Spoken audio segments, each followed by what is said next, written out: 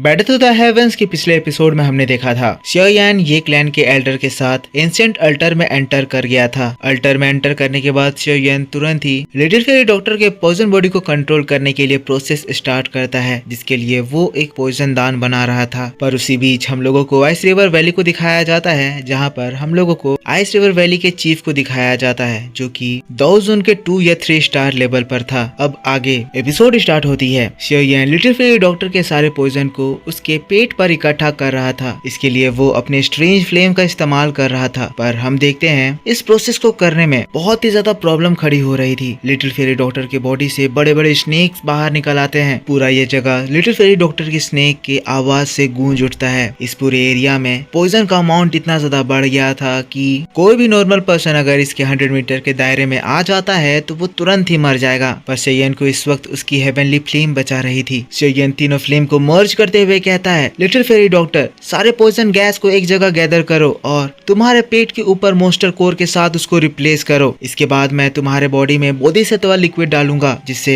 तुम उस powerful poison body से आजाद हो जाओगी। शियान ने इसको इतनी आसानी से कह दिया, पर यह प्रोसेस बहुत ही ज्यादा डिफिकल्ट होने वाला था। लिटिल फेरी डॉक्टर तब अपनी पूरी ताकत लगाकर पॉइजनस गैस को अपने पेट में गैदर करने लगती है, जिसके बाद जैसे ही पॉइजनस गैस स्कॉर्पियन बीस्ट के उस मॉन्स्टर कोर के साथ कांटेक्ट में आता है, लिटिल फेरी डॉक्टर की बॉडी बहुत ही जोर से ग्लो करने लगती है। शियान जब ये चीज देखता है, शियान के चेहरे पर एक मुस्कान आती है। मुस्कान इसीलिए क्योंकि अभी अभी वो monster core little fairy doctor के बॉडी में एंटर हो गया है। जिसके बाद तुरंत ही शियान के हाथों से एक बॉक्स बाहर निकलता है, जिसके अंदर बोधिसत्व बॉडी ट्रांसफॉर्मेशन सलाइवा था। शियान कहता है, लिटिल फेरी डॉक्टर, अगला स्टेप सबसे ज्यादा इम्पोर्टेंट होगा। जिसके बाद दोस्तों शियान अपनी ताकत लगाता है और फिर उसके हाथों के मुड़ते ही एक सक्शन फोर्स से बोधिसत्व ट्रांसफॉर्मेशन सलाइवा उसके हाथों में आ जाता है। शियान के इस सक्शन फोर्स से लिटिल फेरी डॉक्टर की बॉडी में जो ग्रीन फ्लेम तैर रहा था, उस ग्रीन फ्लेम से व्हाइट फ्लेम अलग हो जाता है। तुरंत ही वो व्हाइट फ्लेम शियान के हाथों में जो बोधिसत्व ट्रांसफॉर्मेशन सलाइवा है उसके साथ मिल जाता है। अब दोस्तों जैसे ही ये होता है, वहाँ पर धमाके होने लगते हैं। शियान के नीचे की जमीन फटने लगती है। ऐसा लग रहा था जैसे ये जो बोधिसत्व बॉडी ट्रांसफॉर्मेशन सलाइवा है वो शियान के हाथों से बच के भागना चाहता है, पर शियान ये करने नहीं देने वाला था। इस वक्त जो शियान कर रहा है उसको बोधिसत्व रिफाइनमेंट प्रोसेस कहा जाता है। अभी जो बोधिसत्व ट्रांसफॉर्मेशन सलाइवा जिस फॉर्म में है उसको डायरेक्टली लिटिल फेरी डॉक्टर के बॉडी में यूज नहीं करा जा सकता है, इसीलिए शियान व्हाइट फ्लेम का यूज करके उसको स्लाइटली रिफाइन कर रहा है। जो व्हाइट फ्लेम था वो बहुत ही तेजी से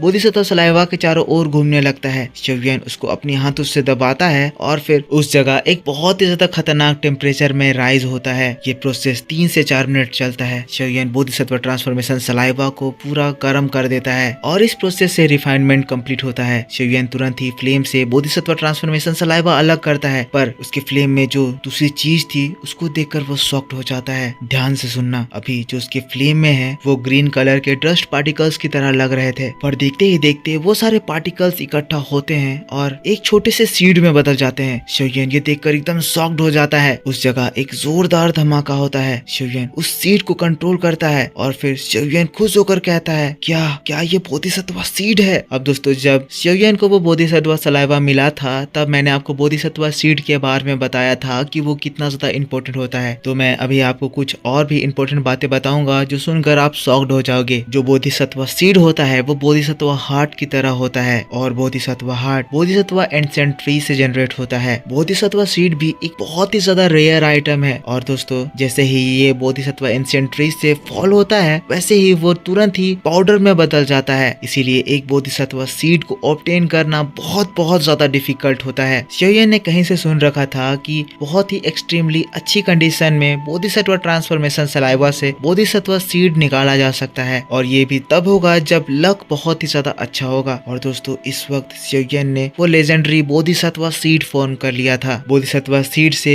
कोई भी पर्सन लेजेंडरी बोधिसत्व हार्ट को फील कर सकता है। शियान अपनी मुट्ठी को मोड़ता है, बहुत ज्यादा खुश हो जाता है क्योंकि ये जो बोधिसत्व सीड है वो एक एलाइट दाओजून के पावर को भी सरपास कर देता है। और बोधिसत्व सीड से जो बोधिसत्व हार्ट का फील होता है उससे एक पर्सन अपनी पावर को दाओशेंग लेवल तक बढ़ा सकता है। दाओशेंग लेवल समझ रहे हो? दाओशेंग दाओजून से भी एक लेवल ऊपर वाला लेवल है। और दोस्तों इसी वजह से ये आइटम के पीछे बड़े बड़े ताकतवर दाओजून लोग अपनी जान गंवाने को भी तैयार हैं, क्योंकि एक दाओशेंग लेवल पर पहुंचना इतना ज्यादा मुश्किल होता है कि रेयरली ही कोई पर्सन दाऊ सेंग लेवल पर एंटर कर पाता है। इसीलिए पूरी दुनिया में बहुत कम ही लोग हैं जो दाऊ सेंग लेवल पर हैं। अब शियोयन इन सारी बातों को जानता था, इसीलिए वो तुरंत ही बोधिसत्व लिक्विड को एक बॉक्स में केयरफुली बंद करके छुपा लेता है, क्योंकि अगर किसी को ये पता चल गया कि शियोयन के पास ऐसा रेयर आइटम है तो शियोयन उन पावरफुल लोगों से इसको बचा नहीं पाएगा। तो इतना ज्यादा खुश होने के बाद फिर शियोयन अपने आप को रिलैक्स करता है, एक लंबी सांस लेता है और अपने हाथों में वो रिफाइंड बोधिसत्व ट्रांसफॉर्मेशन सलाइवा को देखता है। अब तुरंत ही वो बोधिसत्व सलाइवा को एक साथ लिटिल फेरी डॉक्टर के पेट के पास भेज देता है और जैसे ही बोधिसत्व सलाइवा बॉडी से कांटेक्ट करता है, लिटिल फेरी डॉक्टर की बॉडी एक पावरफुल लाइफ एनर्जी से भर जाती है। कुछ ही सेकंड बीते थे कि Bodhisattva saliva little fairy doctor के बॉडी के चारों ओर घूमने लगती है। अब Bodhisattva saliva little fairy doctor के सारे नर्व्स में एंटर कर गया है और उस पॉइजन एयर से जो लिटिल फेरी डॉक्टर के बॉडी के कुछ पार्ट बहुत ज्यादा कमजोर हो गए थे, जहाँ से लाइफ एनर्जी चली गई थी, उस सब में फिर से लिटिल फेरी डॉक्टर का कंट्रोल आ जाता है और लाइफ एनर्जी बहुत ज्यादा भर जाती है। शियोयन खुश होकर कहता है अब अगला मूव हम लोगों को वोफल पॉइजन बॉडी के स्ट्रेंथ को खत्म करना है। जिसके बाद शियोयन जोर से चिल्लाता है, कहता है लिटिल फेरी डॉक्टर अपनी सारी दाउकी को सर्कुलेट करते हुए उसको पॉइजन गैस को सप्रेस करने में यूज करो, इससे तुम्हारे बॉडी में ही एक पॉइजन पिल का फॉर्मेशन होगा। अब लिटिल फेरी डॉक्टर जो कि लगातार स्ट्रगल कर रही थी और इस स्ट्रगल से अनकॉन्शियस हो गई थी, शियोयन की बात को सुनकर वो अलर्ट हो जाती है और जैसा शियोयन ने कहा था सेम वैसा ही करती है और लिटिल फेरी डॉक्टर के पॉइजनस गैस को सर्कुलेट करते ही उसकी बॉडी से तेज एनर्जी बाहर निकलने लगती है। पर दोस्तों बोधिसत्व ट्रांसफॉर्मेशन सलाइवा की वजह से ये चीज ज्यादा देर तक नहीं चलता है और लास्टली पॉइजनस गैस बाहर निकलने लगती है और जो